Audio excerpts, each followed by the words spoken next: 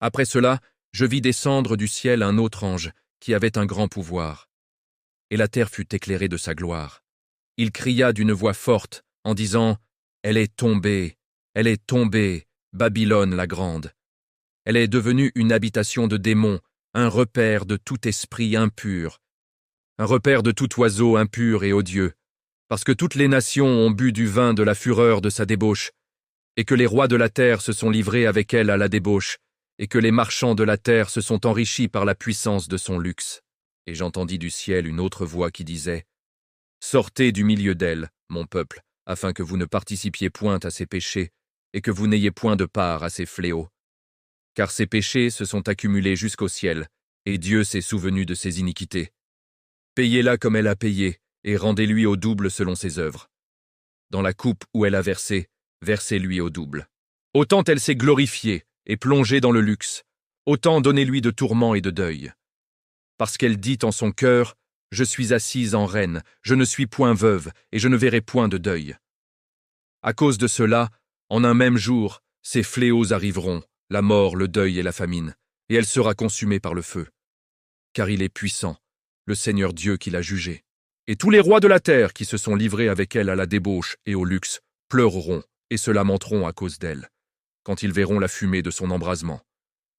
Se tenant éloignés, dans la crainte de son tourment, ils diront « Malheur, malheur, la grande ville Babylone, la ville puissante, en une seule heure a eu lieu ton jugement.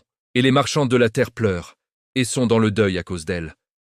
Parce que personne n'achète plus leur cargaison d'or, d'argent, de pierres précieuses, de perles, de fin lin, de pourpre, de soie, d'écarlate, de toute espèce de bois de senteur, de toute espèce d'objets d'ivoire, de toute espèce d'objets en bois très précieux, en bronze, en fer et en marbre, de cinnamome, de parfum, de myrrhe, d'encens, de vin, d'huile, de fine farine, de blé, de bœufs, de brebis, de chevaux, de chars, de corps et d'âmes d'hommes.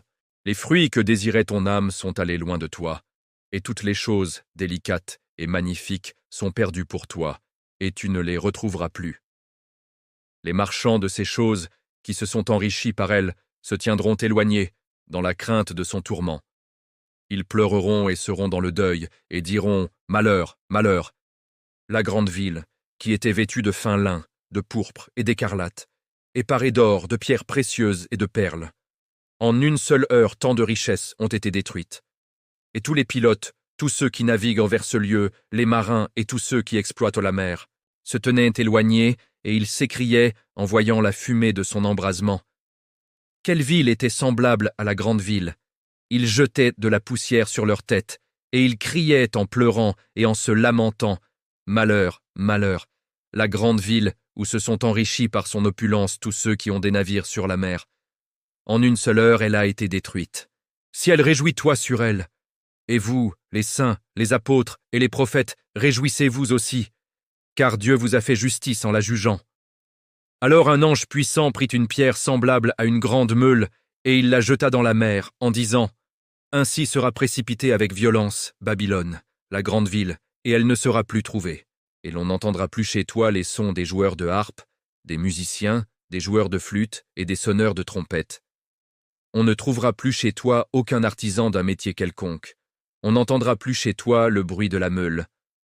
La lumière de la lampe ne brillera plus chez toi, et la voix de l'époux et de l'épouse ne sera plus entendue chez toi. Parce que tes marchands étaient dans les grands de la terre, parce que toutes les nations ont été séduites par tes enchantements, et parce qu'on a trouvé chez elles le sang des prophètes et des saints, et de tous ceux qui ont été immolés sur la terre.